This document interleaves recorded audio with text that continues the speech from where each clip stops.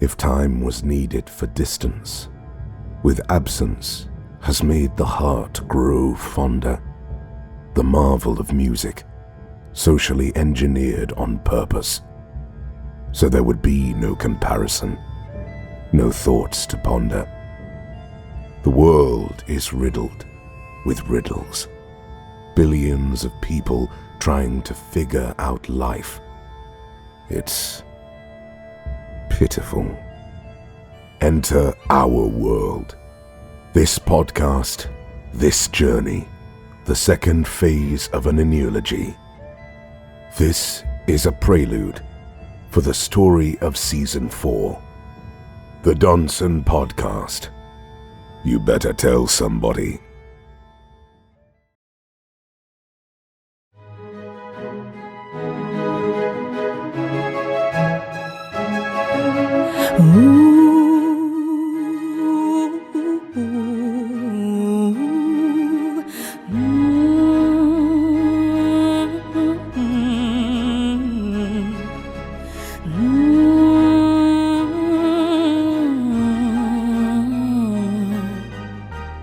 Donesians, the freedom of creativity has arrived. Let's take this journey from the US to Brazil, through India onto Europe, from Asia onto the transatlantic and throughout the world. We'll call it the dark side. The Doneson Podcast is in full effect. Watch it, feel it, listen to Shanna Montana, Uncle Rico, Rod, and Rollo. Let's put it where the goats can get This is how I feel. Only God knows where this is going. We are on the heels of something so important. This podcast has many seasons, but it won't be the last. I'm listening to the Doneson Podcast. I said I'm listening to the Doneson Podcast. Oh yeah, it's a Doneson Podcast. Yeah. Oh, Yeah. Stupid! Yeah. Stupid! So guess what, y'all? All right. What's that? Man. Jerry. Jones? Cowboy? Oh, How about them Cowboys? You know what? My little cousin Jerry. Just like I watched The Last Dance with Jerry. I said, Jerry, this is going to be the last chance. He said, Rod, just give them something that I know will knock their socks off, right? You know what? I'm like, someone don't wear socks. But okay, we'll try it. All right, here it is, Jerry. Shout out again. This is the last chance. All right. okay. Knock, knock. Knock. Who there? Goat. Go who? Go to the door and find out. You know what? Go to the door and I knew. find out. I'm going to knock knew. your ass out. I know. Foolishness. Yeah, don't forget to tune in every Monday for the audio version of the Doneson Podcast, and every Wednesday on the YouTube channel. The Doneson Podcast. Go to the door and find out. Ain't this some shit? You know, Shanna? I'm gonna have to use that one. Y'all just so tickled. Oh my gosh. So what we have here is a failure to communicate. All right. So, yeah, damn, I don't know where I'm at. Yeah. That's a good one. Go to the door and find the fuck out. You know what?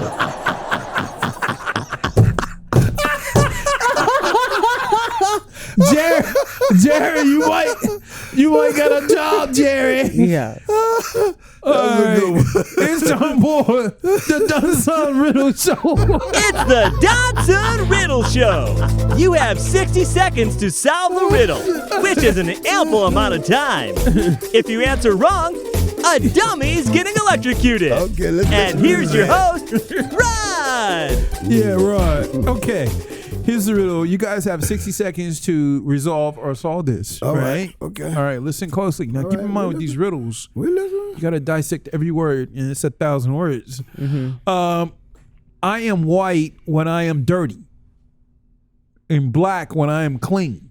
What am I? This is easy, y'all. I'm black. Say it again. You what? Say it again. Yeah. Okay. Sound like James Brown. Say it loud. I'm black and I'm brown and I'm dirty. Okay, come on. But say it again. Get yourself All together. right. So, I am white when I am dirty. Okay. I am black when I am clean. What am I? A sheep. A what? You are what they call it in I don't know what they call it in schools now.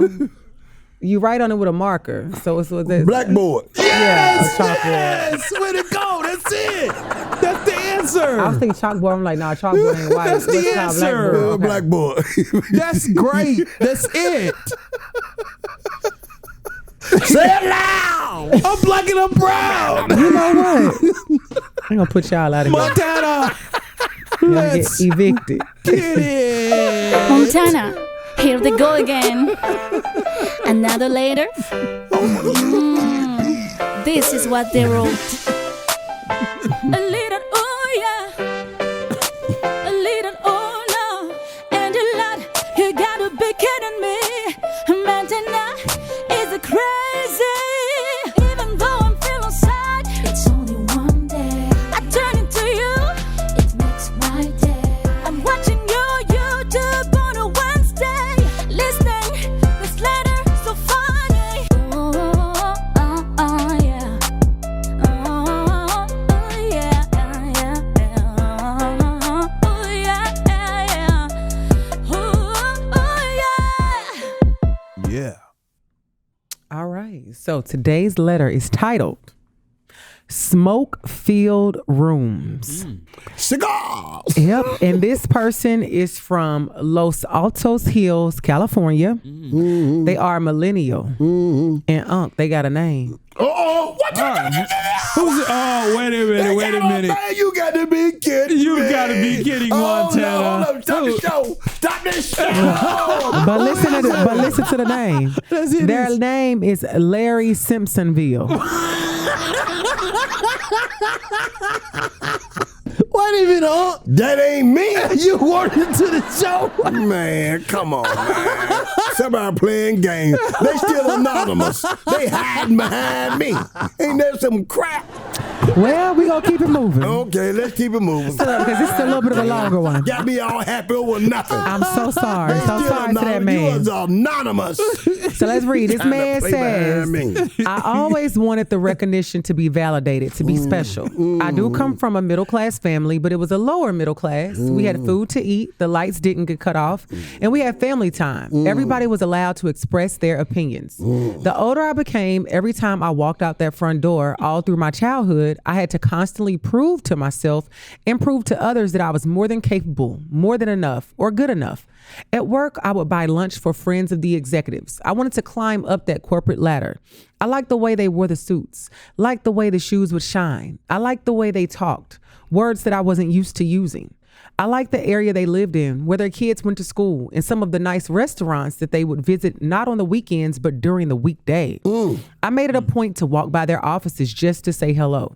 I made a point to linger around the coffee station just to hopefully join in on a conversation of small talk. I would work late in order to be noticed, even though my wife said that the food was ready at 6 p.m. And it's 6:30, not to mention the traffic. I was still leaving the middle class life. Nothing different from living with my parents as a kid. Now I'm still middle class with my own family, and we do the basic things: pay the bills, vacation once a year, but no more. I remember like it was yesterday. I was shocked and excited, trying to keep my composure when one of the executives invited me out to lunch. I rode with them, so I couldn't text my wife that they had invited me to go to lunch with them. At the table, everybody was laughing and talking about things I had no clue of what they were talking about. It seemed like everyone was really good friends. They didn't ask me my opinion. It's like I was just there to agree. On the way back to work, as we were getting out, and clearly my coworkers could see that I had went out with the big bosses, someone said, keep your schedule open tomorrow, same time. I was so excited. I couldn't wait to tell my wife. This was an opportunity of a lifetime. In time, I was promoted.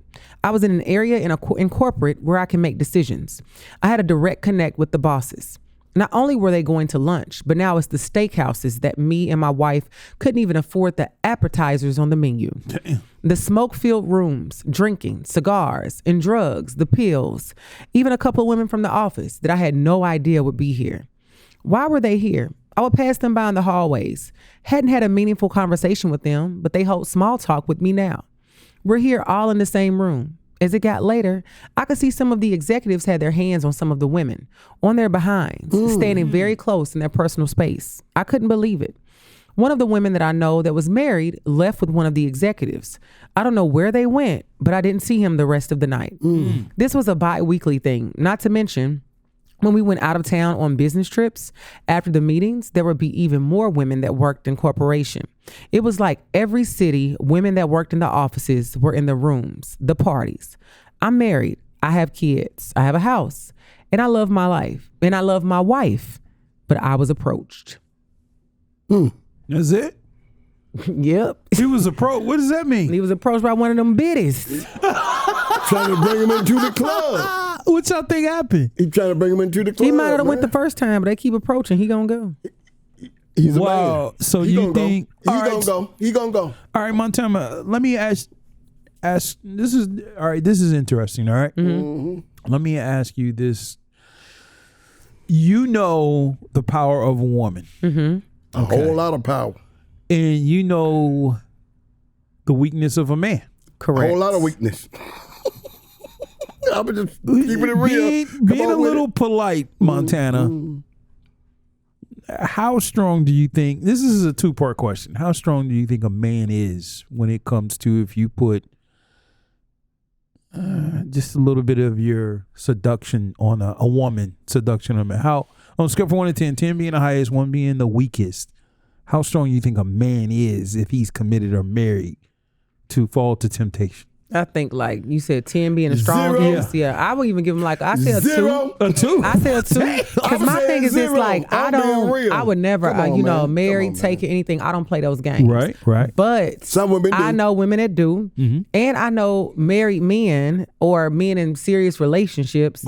They have approached me, and if I was with it, they was gonna be with it. You're damn right. But also in these kind of environments, I think about if you are in a corporate setting and after hours, y'all go out, y'all having drinks, everybody letting their guard down. And it's also, I feel like with this letter, it's kind of understood that if you in these spaces, you know what's up, you know what's going on. Because I'm sure these ladies probably married just like these men married. Yeah. So they go out of town, know. they kick it, they do their thing, and then life go on. So I just feel like a 2 is giving grace. But if a woman really want to, put it on a man, and also I would say this, especially if the man likes you, because it's different if you a man and say you even with stepping outside your marriage, but somebody approaching you that you really don't like, then you might be like, I'm good on that. As far as female approach, okay. But if a woman approach you that you think look good, you kind of got a little crush on her, you like the way she look, oh yeah, you gone. You gone. So in those settings, does a woman know if a guy likes them? I think you might. Pretty much so. Most times if somebody like you, ain't really no gray area with that. And these people grown. They deep in corporate America. They grown. People know who like who. Yeah. And people know who going and who not. Because I think about being in those situations. You do have, I'm not going to try to give a percentage, but you have a percentage of men and women that can go and be in those settings. And they really just there for the drinks and the cigars. And they ain't going to go at all. Right. That's a small percentage. But the other ones, they taking off. Because that's what they're there for. That's what they there for. They there for a good time, not a long time. What you think, I'm agreeing with everything she just said right there. I ain't got no complaints about that. Because that's how we human, man. Yep. And we're going to react accordingly. Believe that. Better believe. And we all got appetites. and we trying to solve them Yeah. and get with it. You know what I'm saying? So, hey, man, Yeah, I'm gonna keep my thoughts to myself. you keep them to yourself because I'm starting to sound like you trying Bill to contradict it and all that. Yeah, you're out of the norm. Yeah. What we gonna do? I was gonna say something that might not go over well, but yeah, I agree. Okay. Keep it real. Keep it 100. You know what they say? Keep it 100. Yeah. So this episode is about legalizing drugs. Oh Lord, no, we're not. Yeah. Now, drug legalization would benefit the United States in several ways. Mm-hmm. Say federal, Monetary. state, and local government billions of dollars a year led to reduce crime and safer neighborhoods and enhance public health. I don't know if I believe that or not. But now, government at all levels spend about $100 billion a year on law enforcement and criminal justice programs to combat the drug problem, and about $35 billion indirectly related to drug law enforcement. About $50 billion a year could be saved if drugs were legalized, and if the figures could go as high as $150 billion a year. If one considers the resources spent on ineffective drug suppression activities, right? Now, you have Netherlands, Portugal, and Sweden are among a handful of countries. Listen to this. A handful of countries that have decriminalized drug use and possession for personal use. And that has also, they have invested harm reduction programs. Consequently, diagnoses among people who inject drugs in those countries are what? Low. I mean, they might just not have the type of hooligans that we have in those countries, you know. So, just a question: do y'all think all drugs should be legalized? I think I might have answered it in the last thing, but just no. I think you're gonna get lost in the sauce. All drugs legalized, because some because drugs may post crazy in them up. It's easy to say marijuana should be legalized. Like, so what, right? Yeah, I get, and I'm sure there's somebody out there that don't agree with that because they might have had a bad experience with marijuana. Have you ever traveled? Yeah. You been out of the country? Yep, one time. No, I'm serious. No, I'm serious. Why you laughing at me one time? No, cause my first trip was out of the country. I was in the military. I was in the Army. Yeah. You ever been to Amsterdam? I like the vodka. No, I was in the military. I was in Amsterdam. Okay. You They talk about legal smoke. drugs. They smoke in bars. Everything's legal over there. Yeah. And no crime. Ain't no crime. They on a street corner. Yeah. Long you in the used to call it the red light district. Yeah. Everything legal. Right. Police ain't gonna bother you or nothing else. You got addicts Right. on the street doing dope. Right. It's legal. Yeah. Right. Man, it's a game, man. I'm telling you. This is a big game. It's monetary. What's gonna make money at this point in time? If I'm gonna make more money locking your ass up, then that's what I'm gonna do. If I'm gonna make more money letting you get your drugs, then that's what I'm gonna do. Well, that's a good point. Yeah. It's monetary, man. Look, people are stupid, man. We dumb, man. We don't Very look at the dumb. big picture. We don't look at the big picture, man. We do not look at the whole picture. This overseas, red light district, It's real. it's real. Yeah. Prostitution, everything. Man, I was in the Army, man. And this ain't no lie. Uh-oh. I could go buy a woman like I'm buying a pair of suit. Oh yeah. Like I'm buying a suit. They're in showcases. Wow. Well, that's in Vegas too, though. Now, I'm talking about this first Yeah, time I really. experienced Okay, it gotcha. was in the 70s, and I'm overseas. Right. I'm in the military. Yeah. I'm buying a woman like I'm buying a pair of pants. Mm-hmm. Wow. Crazy. What, they had like a Sears catalog? Man, I'm what? serious, man.